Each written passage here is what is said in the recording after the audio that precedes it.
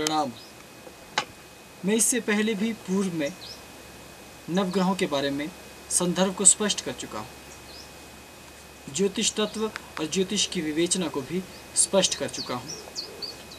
लेकिन फिर भी मूल रूप से साधकों को बताने के लिए मैं फिर कहना चाहता हूँ कि नवग्रहों की जो अवधारणा है वो ज्योतिषीय अवधारणा अपनी मूल अवधारणा से बहुत दूर निकल आई है। आज हम नवग्रहों की अवधारणा पर ज्योतिष को खड़ा पाते हैं और ये नवग्रह पृथ्वी के चारों तरफ सूर्य सहित सूर्य के चारों तरफ भ्रमण करते रहते हैं। इनमें से दो अदृश्य ग्रह हैं और इन ग्रहों की गति के अनुसार ही व्यक्ति का भविष्य कथन और भविष्य फल का निर्माण होता है। लेकिन यहाँ हमें वापस लौटना होगा अपनी प्राचीन मूल परंपरा की ओर,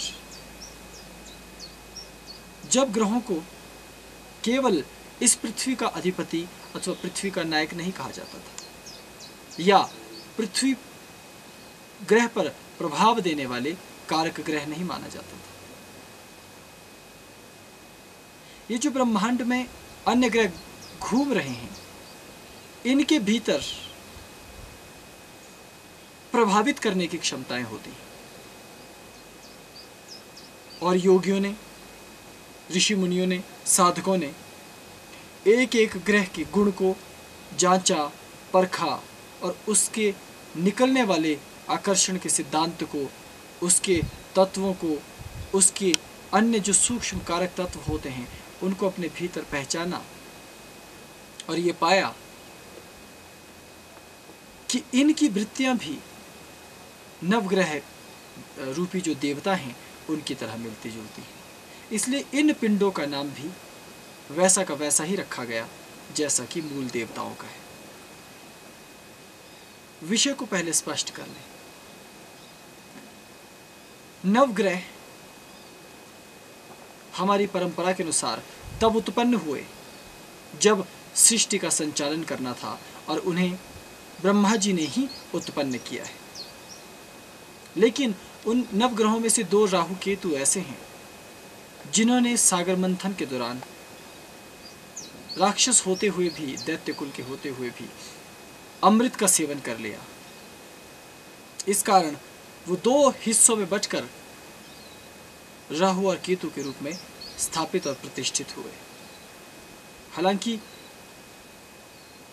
राहु केतु नाम की जो दो ग्रह हैं, जो दो देवता हैं, इनको लेकर भारत में सदियों से बहस जारी है। हालांकि ज्योतिषी कभी बहस नहीं करेंगे इस मुद्दे को लेकर, नहीं करना चाहते। लेकिन अध्यात्म को मानने वाले दैवज्ञ ऋषि मुनि और उच्च कोटि के योगी और संत सदैव चिंतित रहे इस तथ्य को लेकर कि ये जो राहु और केतु हैं, इन्हें दो ग्रह क्यों माना जाए।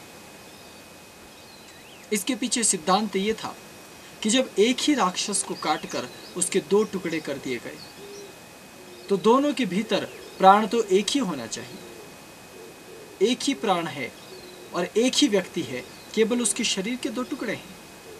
ऐसे में ग्रह दो कैसे हो गए, उनका स्वभाव अलग कैसे हो गया। ये एक ऐसा बिंदु है जिस पर न जाने कब से उच्च कोटि के ऋषि मुनि और योगी तर्क वितर्क करते हैं और तर्क से परे होकर ध्यान के माध्यम से उसको जानने का प्रयास करते हैं। लेकिन ज्योतिषी अधिकांशतया ऐसे मुद्दों पर सोचना ही नहीं चाहते और न ही सोचते हैं। वो तो छाया ग्रह कहकर उसके गणित में उलझा देते हैं और ज्योतिष के साथ गणित ये बहुत बाद में आया है। सर्वप्रथम तो ये स्पष्टतः जान लेना चाहिए कि ये जो नवग्रह हैं ये देवता हैं। जैसे अग्नि देवता हैं, भगवान शिव एक देवता है, भगवान विष्णु एक देवता है, भगवान ब्रह्मा जी एक देवता है। उसी प्रकार सूर्य चंद्र सहित समस्त नवग्रह देवता हैं। जिस सूर्य को हम अपने आकाश मंडल पर पाते हैं, जो चमकता है, प्रतिक्षण ताप देता है, ऊर्जा देता है, हमारे सौर मंडल को प्रकाशित कर रहा है, वो तो एक ही सूर्य है। जो सूर्य देवता हैं, उनका केवल एक लघु अंश मात्र कारक तत्व। ये कहा गया कि इस समस्त ब्रह्मांड में अनेकों सूर्य इस ब्रह्मांड को प्रकाशित कर रहा है। हर स्थान पर अनेकों सूर्य हैं और अनेकों सूर्यों के प्रकाश की भांति ईश्वर को माना गया, अर्थात ईश्वर प्रकाश सदृश है, ऐसा योगियों ने सर्वप्रथम पाया था। इसलिए वास्तव में नवग्रहों की अवधारणा प्रकाश की अवधारणा है। प्रकाश के उपासक, तेजस्विता के उपासक, तिमिर को नष्ट करने वाले, वो प्रकाश को उपासते हैं। योगियों के संप्रदाय में एक ऐसा संप्रदाय हुआ जो ध्यान की अवस्था में केवल प्रकाश को प्रधान रखता है और उसी प्रकाश पर ध्यान करते करते अपनी कुंडलिनी, अपनी चेतना को अत्यंत उच्च धरातल पर ले जाता है। और यही योगियों का कुल भी कुंडलिनी के भीतर सभी ग्रहों की स्थिति मानता है, क्योंकि वो सभी देवता हैं। इसका अर्थ ये नहीं कि जो मंगल ग्रह सूर्य के चारों तरफ परिक्रमा कर रहा है वही मंगल ग्रह मेरी कुंडलिनी में है। उसका अर्थ है कि वो देवता जो समस्त नव तत्वों को संचालित करते हैं। इसे भी थोड़ा और स्पष्ट कर दो। ऋषि मुनियों ने पाया कि जो ये संपूर्ण विशाल ब्रह्मांड है, जिसकी था नहीं पाई जा सकती, शिव पुराण की कथा है कि विष्णु जी ऊपर नीचे और ब्रह्मा जी ऊपर की ओर एक प्रकाश के स्तंभ की खोज करने निकले, लेकिन दोनों ने उसका अंत नहीं पाया। हमारे सौर मंडल में ऐसे अनेकों दिव्य प्रकाश स्तंभ हैं जिनका आदि अंत दृष्टिगोचर ही नहीं होता। इसी तरह ये समस्त ब्रह्मांड है जो बना हुआ है, जिसकी स्थिति है, इस संपूर्ण ब्रह्मांड की जो ये अद्भुत सी उलझन भरी स्थिति है, इसको नियंत्रित करने वाले प्रमुख 9 देवता हैं। 9 प्रकार की अद्भुत वायु या 9 प्रकार के अद्भुत कारक तत्व, जिन्होंने इस संपूर्ण सृष्टि को संचालित कर रखा है। और वो जो ऊर्जा आ रही है, जिस स्रोत से वो ऊर्जा आ रही है, जिस अदृश्य स्रोत ने इन ऊर्जाओं को एक बिंदु में से पैदा किया, वो ईश्वर है। और लेकिन जब उस ईश्वर ने इन 9 प्रकार के भावों को, 9 प्रकार की ऊर्जाओं को प्रेषित किया इस ब्रह्मांड में, तो वो एक एक ग्रह देवता के रूप में प्रतिष्ठित हो गए। इसलिए हम ग्रहों की पूजा करते हैं।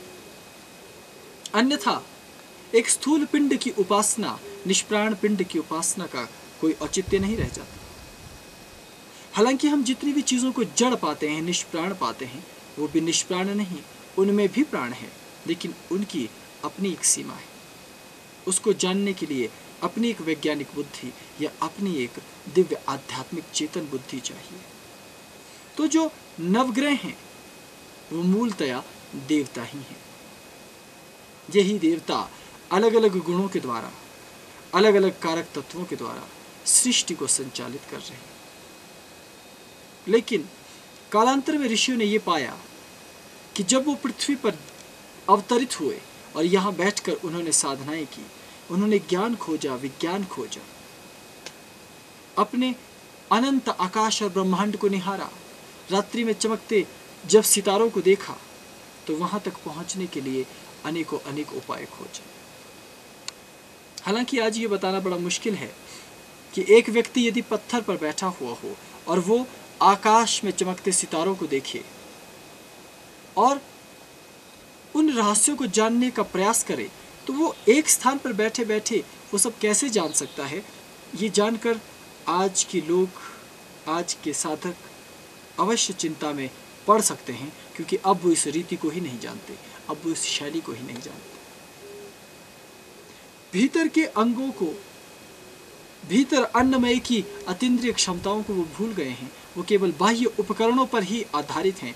इसलिए यदि किसी भौतिक पिंड को भी, नक्षत्र को भी आकाश में निहारना होगा तो बाह्य उपकरणों की आवश्यकता पड़ती है, भीतर से नहीं निहार सकते। चेतना का स्तर बहुत नीचे आ गया, लेकिन ऋषि मुनियों ने अपनी चेतना को ज्वलंत रखते हुए दिव्यता सहित जब उन पिंडों को निहारा तो पाया कि ये जो आकाश में चमकते हुए पिंड हैं, इनके भीतर भी कुछ कुछ वैसे ही गुण हैं, और वो गुण पृथ्वी की ओर आ रहे हैं। वो बहुत सूक्ष्म हैं, इसलिए कहीं न कहीं वो हमें प्रभावित करने की क्षमता रखते हैं। और ऋषि मुनियों ने समस्त गोचर में देवी देवताओं को देखा है, तो उन्होंने इन आकाशीय पिंडों में भी उन्हीं नवग्रह रूपी देवताओं को माना, और धीरे धीरे गणित के साथ उसे संबंधित करके किसी व्यक्ति के भूत, वर्तमान और भविष्य के साथ उस ब्रह्मांडीय वेग, उस ब्रह्मांडीय चेतना, उस ब्रह्मांडीय ऊर्जा के संताप और ताप को जोड़कर देखा, और उसे एक स्थायी विद्या के रूप में, स्थूल विद्या के रूप में, ज्योतिषीय सिद्धांत के रूप में स्पष्ट करने का प्रयास किया। लेकिन याद रहे, किसी भी एक ऋषि ने जिसने ज्योतिष की गणना और ज्योतिष के सिद्धांतों का प्रतिपादन किया, उसने संपूर्ण ज्योतिष के बारे में कभी नहीं बताया। उसने ज्योतिष के केवल एक तत्व अथवा एक कारक भाग को ही स्पष्ट किया है। इसका क्या कारण है? इसका कारण यह है कि ज्योतिषी अथवा साधक ये न भूल जाए कि जो गणना रूपी ज्योतिष है, जो भविष्य कथन रूपी ज्योतिष है, नवग्रहों का ये वाला भाग पूर्ण भाग नहीं, ये तो केवल एक ओछी सी घटना है, छोटा सा छद्म प्रारूप है। वास्तव में ब्रह्मांड के विकास, ब्रह्मांड की उत्पत्ति, ब्रह्मांड के सृजन के साथ ब्रह्मांड के अंत तक की जो घटनाएं हैं, वो केवल नवग्रहों पर आधारित है और 9 पिंडों पर नहीं। ये नवग्रह केवल हमारे सौरमंडल में ही नहीं, अपितु अनंत आकाश में स्थित अनंत ब्रह्मांडों और अनंत पृथ्वियों पर भी इसी प्रकार लागू होते हैं। उनका प्रभाव वहाँ भी जस का तस है। जहाँ पिंड नहीं है, केवल वायु है, बड़ी विचित्र बात है कि इन नवग्रहों का प्रभाव वहाँ भी होगा। तेजस्वी मनस्वी गुरु मुझसे पूर्व आए दिव्योगर सिद्धोगों ने कहा कि ब्रह्मांड में ऐसे स्थल भी हैं जहाँ वायु पर व्यक्ति स्थित रह सकता है। वहाँ की वायु बहुत अधिक घनी है। उनके शब्दों में ही ये कहा जाए कि वहाँ की वायु बिल्कुल तरल जैसी है। उस वायु पर योगी बैठता है, वहाँ स्थूल पिंड नहीं, वहाँ जल तत्व भी नहीं, लेकिन जल जैसा आभास देने वाली वायु है। लेकिन वहाँ पर भी ग्रहों का वही प्रभाव है। और बहुत से ऐसे स्थान हैं जहाँ वायु उस स्थिति में नहीं जिस स्थिति में हमारे इस ग्रह पर अवस्थित है, स्थित है, लेकिन वहाँ भी ये नवग्रह, ये देवता उसी प्रकार स्थापित है। पृथ्वी में कहीं ध्वनि, कहीं जल, कहीं वायु, कहीं स्पर्श, ये सभी जो संवेदनाएं हैं और उसके कारक अवयव तत्व हैं, इन सब के साथ कहीं न कहीं ये नवग्रह रूपी देवता जुड़े हुए हैं।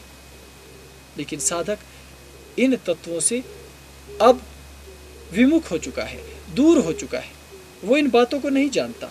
आज तो जब भी यदि मैं कहता हूँ नवग्रह, तो तुरंत उसके मस्तिष्क में 7 पिंड आ जाते हैं, 9 पिंड आ जाते हैं, जो बुध, शुक्र, पृथ्वी, मंगल, इस प्रकार से क्रमशः उसके मस्तिष्क में आएंगे, जो वैज्ञानिक सिद्धांत के द्वारा प्रतिपादित है।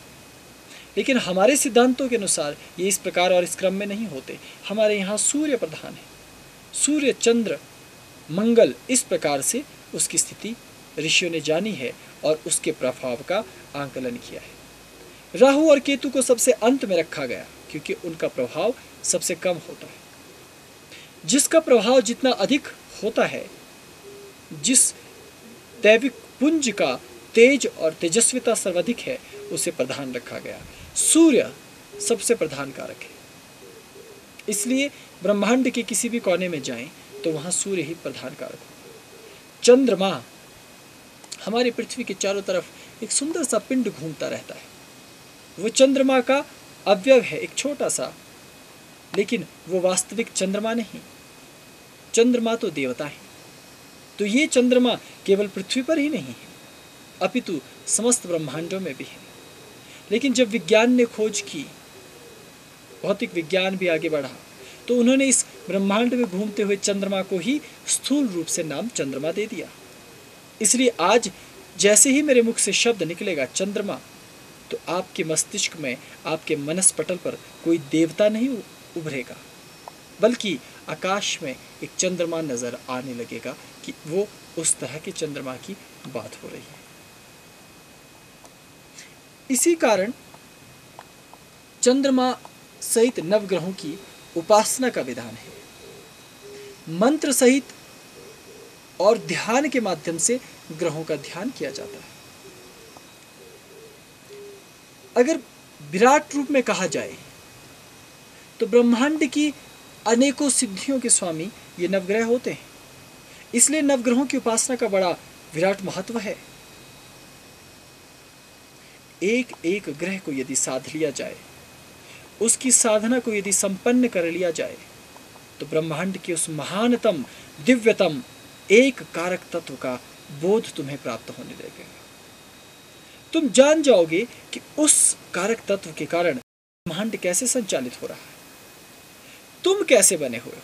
यहाँ एक विशेष बात ये भी है कि हमारा जो शरीर है, इसके ऊपर इन नवग्रहों का प्रभाव होता है, ये ज्योतिषी कहते हैं।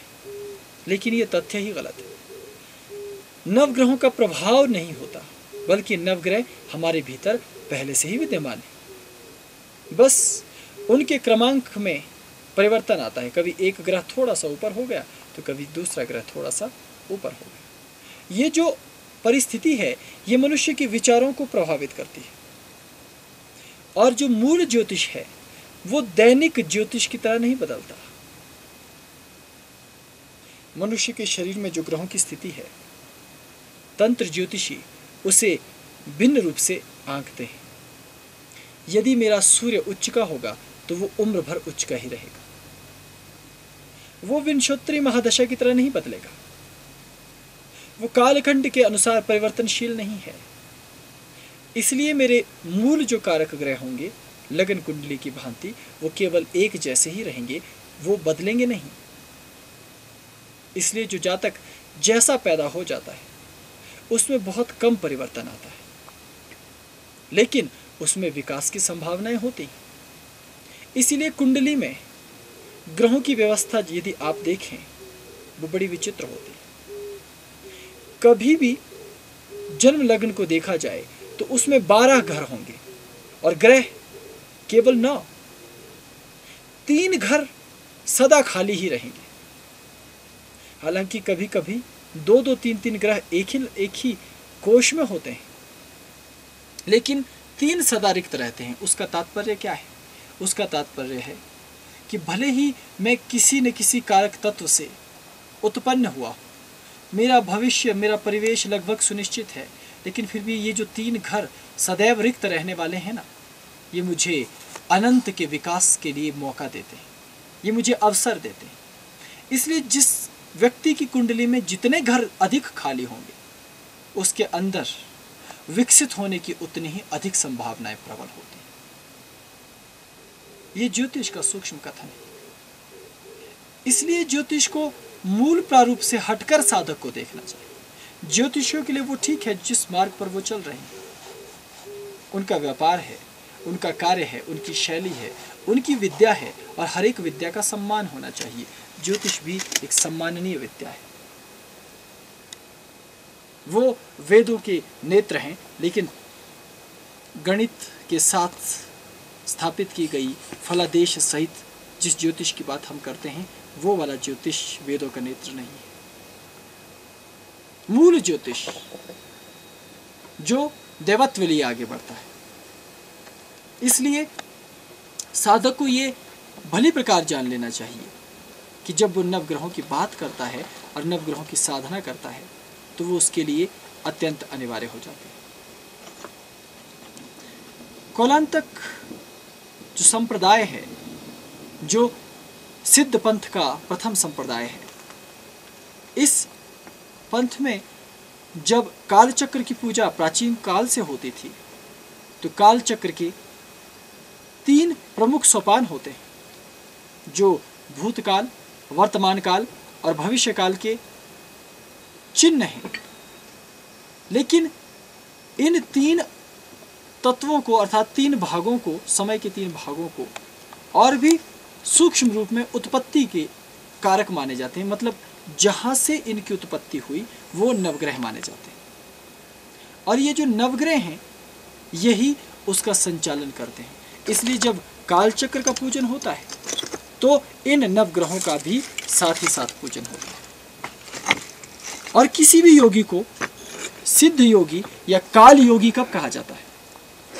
काल योगी कोई भी योगी उस अवस्था में होता है जब वो इन नवग्रहों की साधना और सिद्धि को प्राप्त कर लेता है, जब उसे एक एक ग्रह की दिव्यता प्राप्त हो जाती है, तब वो समय कैसे पैदा हुआ है, सृष्टि कैसे पैदा हुई है, इन सब तत्वों को जान जाता है।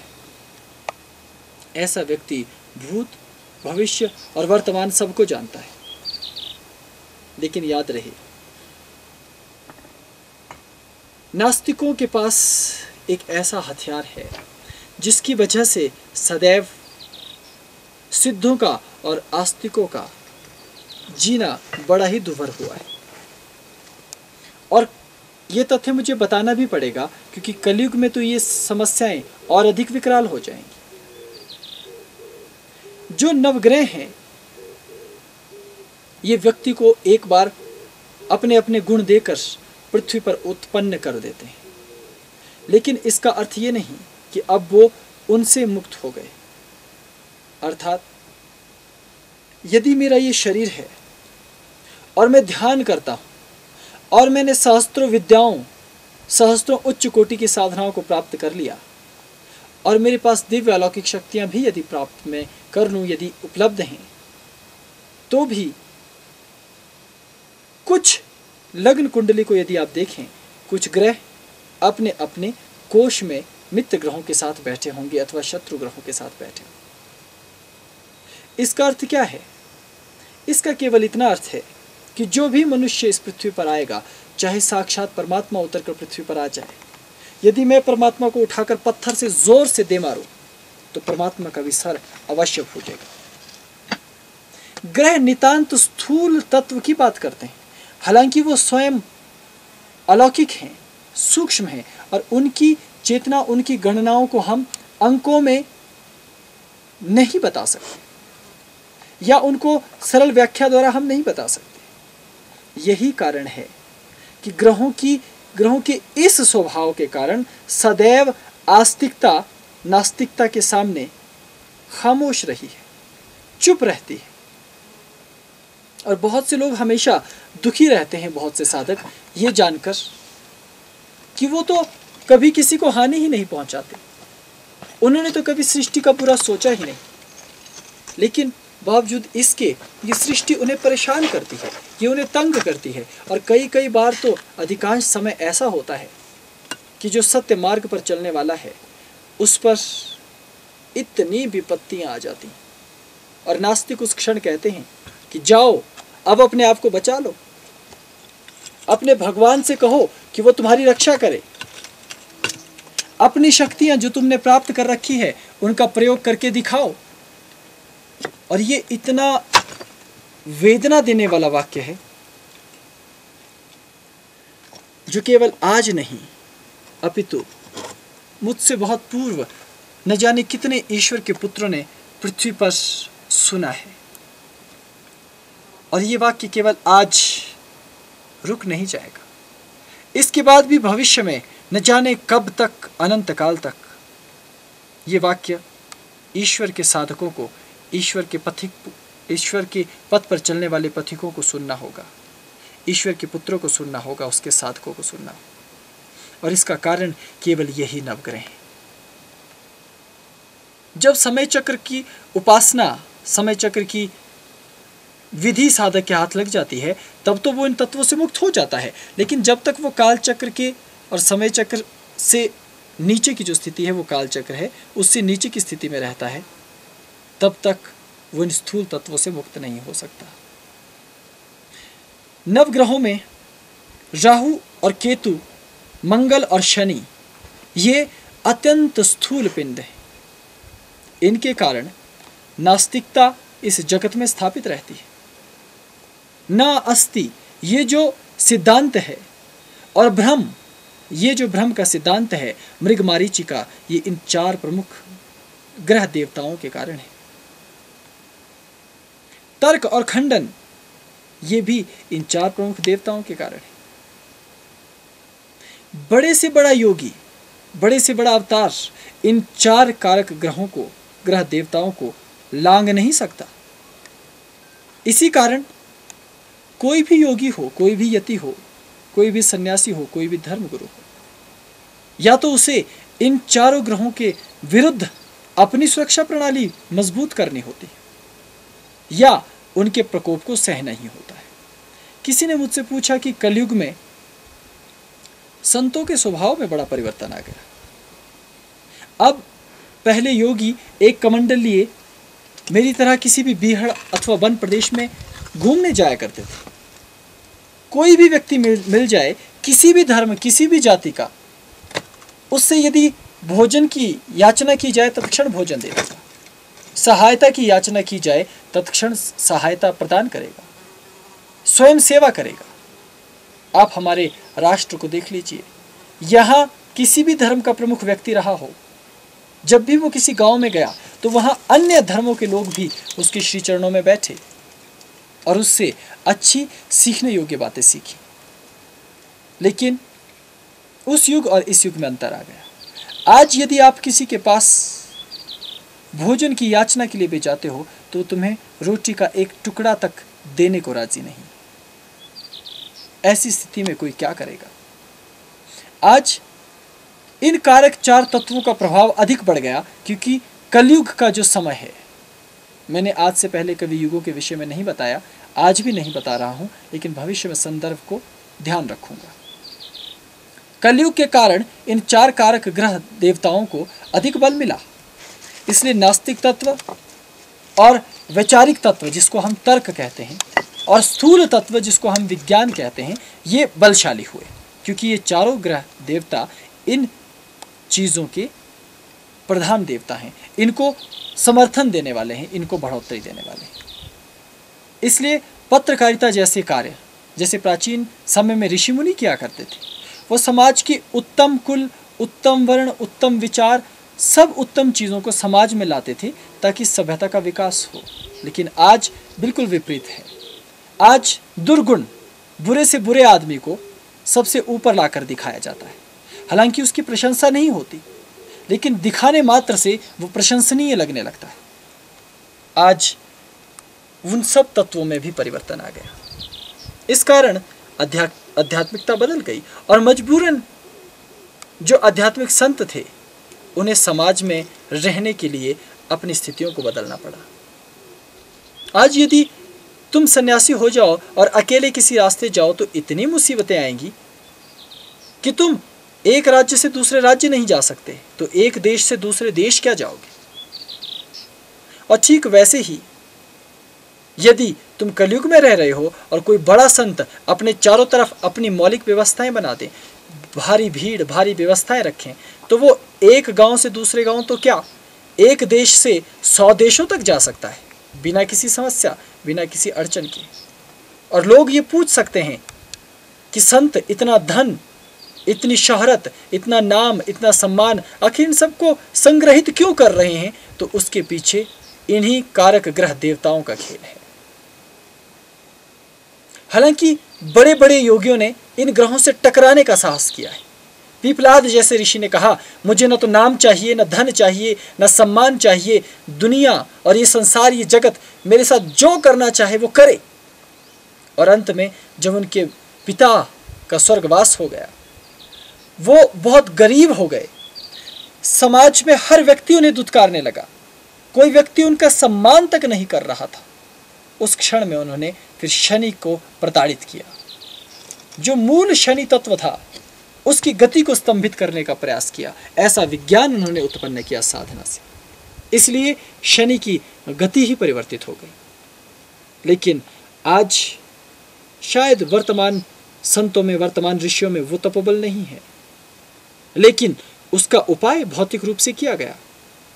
इसलिए संतों ने अपने शिष्यों से याचना की कि शिष्यों, पुत्रों, सहयोगियों, मित्रों, शुभ चिंतकों, तुम ये नहीं जानते कि तुम तक यदि हम ज्ञान पहुंचाना चाहते हैं तो हमारे मार्ग में कितने कष्ट हैं, क्योंकि तुम तो केवल हमें सामने से देख रहे हो, प्रत्यक्ष से। अप्रत्यक्ष में बड़ी पीड़ाएं हैं, बड़े कष्ट हैं। उनसे जूझने के लिए मुझे भी तुम्हारा सहयोग चाहिए, क्योंकि ये जो मेरा स्थूल शरीर है ये नवग्रह रूपी कारक तत्वों से निर्मित हुआ है, और इसको संचालित रखने के लिए, इसको व्यवस्थित करने के लिए या तो मुझे इसे छोड़ना होगा, सूक्ष्म में जाना होगा, और यदि मैं सूक्ष्म में चला गया तो तुम संप्रेषण नहीं हो पाएगा, बात नहीं हो पाएगी, या फिर स्थूल में रहना होगा तो इसकी व्यवस्थाएं करनी होगी। और यही कारण है कि वर्तमान कलयुग में संतों को एक नए प्रारूप में तुम देख रहे हो, जहां वो इन बीहड़ों से निकल गए, समाज में ऊंचे आश्रमों में रह रहे हैं, जहां चारों तरफ कड़ा पहरा है, लोग सरलता से उन तक पहुंच नहीं सकते। ये केवल कारक ग्रहों का खेल है।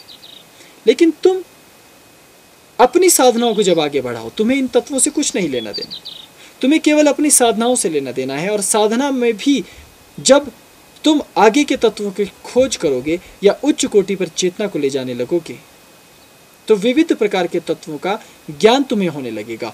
उस स्थिति में तुम ये बात स्पष्टतः समझ जाओगे कि जो मूल नवग्रहों का रहस्य है वो केवल इतना है कि वो स्थूल पिंड ही नहीं है। स्थूल पिंड तो केवल उनकी ओर इशारा है, वो तो सूक्ष्म दैविक शक्तियां हैं। इसलिए उनकी साधना ही परम साधना होती है। इस रहस्य को गुरु के चरणों में बैठकर जानना और नवग्रहों की साधना योग्य गुरु के पास बैठकर प्राप्त करना, क्योंकि उन नवग्रहों से तुम्हें धन, शोहरत, नाम मिले न मिले, लेकिन साधना की वो ऊंचाइयां जरूर अवश्य प्राप्त होंगी जिसे तुम्हें अवश्य प्राप्त करना चाहिए, क्योंकि तुम साधारण मानव नहीं, महामानव हो। अभी के लिए इतना ही। ओम नमः शिवाय।